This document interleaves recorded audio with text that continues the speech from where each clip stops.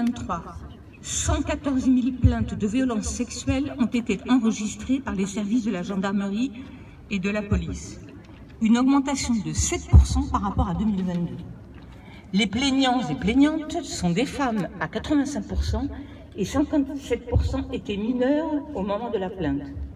Un chiffre qui reste sous-estimé.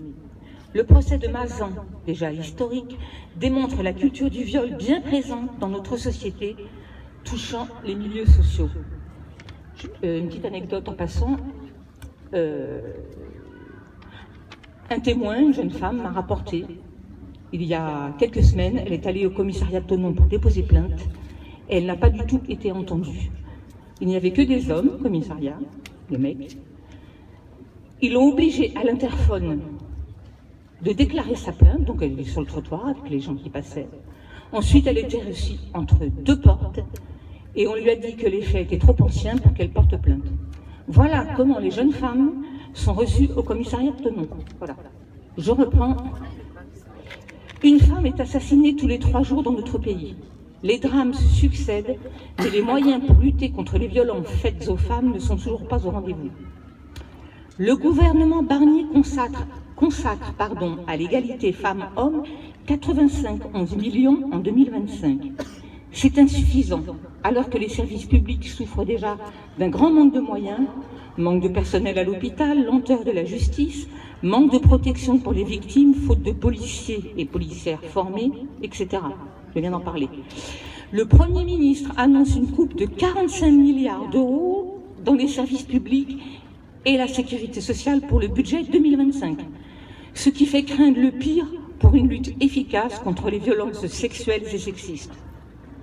Les structures et associations de ce secteur clé alertent sur la précarité grandissante de leur capacité d'action et conditions d'accueil. Les nouvelles économies demandées aux départements qui en ont la charge, la protection de l'enfance, auront pour conséquence de fragiliser un peu plus un secteur déjà en grande souffrance. Les personnes en situation de prostitution subissent la violence de l'exploitation et de la marchandisation de leur corps. Cela touche de plus en plus les mineurs. Sans service public efficace, sans moyens pour les associations, il n'y aura pas de lutte efficace contre les violences sexistes et sexuelles. Les parlementaires communistes proposent 10 mesures d'urgence. 1. Il faut adopter une loi cadre intégrale contre les violences et redonner aux services publics les moyens financiers et humains de fonctionner à la hauteur des enjeux. Il faut suivre les recommandations du rapport de la Fondation des femmes pour obtenir un budget annuel minimum de 2,6 milliards d'euros. Où va-t-on les trouver, n'est-ce pas? Peut-être, je sais pas, des actionnaires ou des choses comme ça, je ne sais pas, prendre des dividendes, enfin bref. Ça, c'était à part. Dites-donc, je suis en train de voir que je lis sans mes lunettes, c'est dingue ça. Il faut mettre fin à l'impunité, établir une liste d'actes d'enquête minimaux dans lesquels le procureur ne pourrait plus classer sans suite une affaire. Il faut mettre en place un dispositif visant à assurer le respect d'une ordonnance de protection par la police. Il faut rendre gratuite l'assistance juridique pour les personnes victimes de violences sexuelles ou conjugales et informer les victimes de leurs droits dès le dépôt de la plainte. Oui, parce qu'il faut dire que quand il y a des violences conjugales, sur des femmes notamment, c'est elles qui quittent le foyer.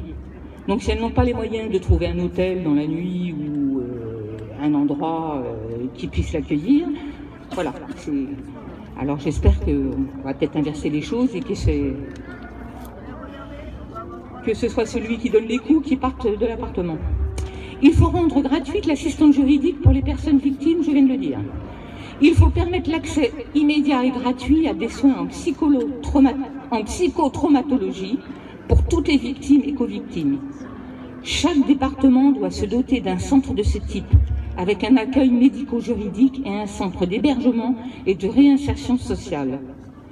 Il faut parallèlement créer des centres dédiés pour prendre en charge les auteurs de violences sexistes et sexuelles, permettant ainsi leur éloignement du domicile. Il faut accroître les moyens dédiés à la protection de l'enfance. L'État doit faire de l'aide sociale à l'enfance une priorité. Pour cela, il faut débloquer de toute urgence des dotations supplémentaires aux départements qui en ont la gestion. Il faut enfin créer des brigades et juridictions spécialisées pour une justice dotée de formation, de moyens humains et financiers à la hauteur des enjeux spécifiques des violences sexistes et sexuelles, en s'inspirant du modèle espagnol. Il faut enfin appliquer la loi Aubry de 2001 afin de rendre effectifs les cours d'éducation à la vie sexuelle et affective dans l'école primaire. Voilà, ce sont les 10 propositions faites par nos élus communistes. Je vous remercie.